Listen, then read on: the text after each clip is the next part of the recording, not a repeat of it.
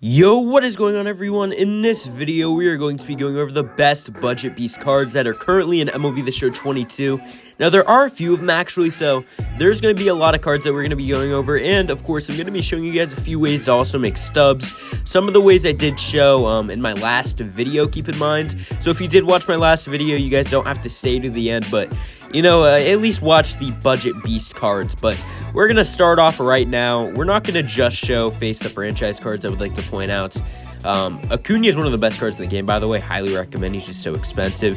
Had to check Bobby Witt's price for a quick second there, though, because I thought he was going to be cheaper, but he isn't. But one of the better cards in this game is going to be Brian Reynolds. Now, Brian Reynolds is a switch-hitting outfielder with diamond hitting and gold defense. He is a great card. Only like 19K in the market, too. By the way, the highest that we're going to go to this video is going to be 20K. But yeah, Brian Reynolds is a beast card. His power versus lefties is my only concern, as it's only at 60. But he has 100 contact versus lefties and 90 contact versus righties. Definitely a card that is worth it. He can be in your starting lineup for probably about a month or two. I don't know. It depends on the outfield cards that they make and the overalls. Another great card to get is Marcus Strowman of the Cubs. Of course, the former Met. Now, Marcus Strowman is great with his frickin' four-seam and his sinker and his slider. Those three pitches alone are great. But he also has a cutter and a splitter. His only issue is his command, so sometimes he cannot command, and that's especially with the sinker. He cannot command a sinker sometimes, and I don't understand why, but everything else, man, he can command fine, and he's a great card. Highly recommend him to add to your pitching rotation. The next card we're going to be going over is going to be Mookie Betts. Now, Mookie is not that expensive, and he has diamond hitting and diamond defense. He is going to be probably in the 90 club here soon, I would imagine. I have very high hopes for Mookie this year. I think he's going to have a very good season. He has 85 contacts versus righty, 70 power versus righty. So he doesn't have the most power in the world, but he does have his power a little bit boosted up right now. He's only 18,000. I don't think he's going to be getting any worse, so definitely a card I believe that every single person should have at least on their bench. Another good card to get if you guys did not pre-order the game is Mickey Mantle. Now, you do get a free Mickey if you pre-order the game, but for those of you who did not, Mickey's a great card. He's a switch hitter, diamond hitting, gold defense. Doesn't have all the speed in the world, but he has 83 speed. It's not too bad. Then 95 power versus lefties, 75 versus righties. Definitely a card I recommend. I'm adding like 300 with him in Diamond Dynasty right now. And another card, I have actually not tried out this card, but just going based off his stats, man, he looks pretty good, to be honest with you. He's a first baseman, so you can't ask for a lot more. He's a lefty, of course, 89 contact versus righties, so 12K in the market. Highly recommend Tristan. For sure, go out and get him. There are a few cards in this page I would like to go over, actually. Jack Leiter being one of them. I have him in my pitching rotation. I have to say he's done pretty good so far. I think I only threw him out there one or two times, but both times I remember he did good. He's only 16K in the market with a circle change, a sinker, a slider, a curve, and a four-seam. So all of his pitches are freaking cheese. No one can hit those. 96 mile per hour fastball. It's pretty good. Very slow pitches, too, with the circle change and everything. You can throw people off guard with those. Max Muncie, one of the most underrated cards in this game now. He is not a contact hitter by any means, but he is a power hitter. He has 97 power versus righties, 96 versus lefties. I really recommend this card, man. He's a beast, especially being a lefty. It's a lot easier to hit with the lefty in MLB The Show, I noticed this year. So highly recommend Max Muncie, and I think he's only going to be going up from an 86 this year. Have high hopes for him as well. And then the next card we're going to be going over, I thought about including Matt Olson, but I don't know. I just feel like his card isn't that great, even though his overall says he is. But Will freaking Smith is a beast. All right, so you guys can look at his stats and be like, all right, he's an average catcher. No. His swing is insane, man. I batted like 300, 400 with him last year. This year I did pretty good with him as well. So I really do recommend Will Smith. He's going to be going to a diamond, keep in mind. He's 5K in the market right now, but he's going to be going to a diamond. It's very expensive for an 84 gold, but he's going to be going to an 87. Here's one of the ways they're in stubs, though.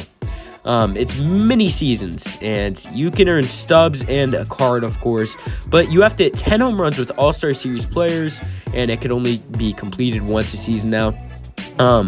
Keep in mind you have to be playing home games to do this, because I'm going to be making it very easy for you guys to play mini seasons here in a moment. But let's look at the cards that you need to use. The All-Star Series cards: Jason Castro, David Dahl. You have to be batting, by the way. Pitching does not matter.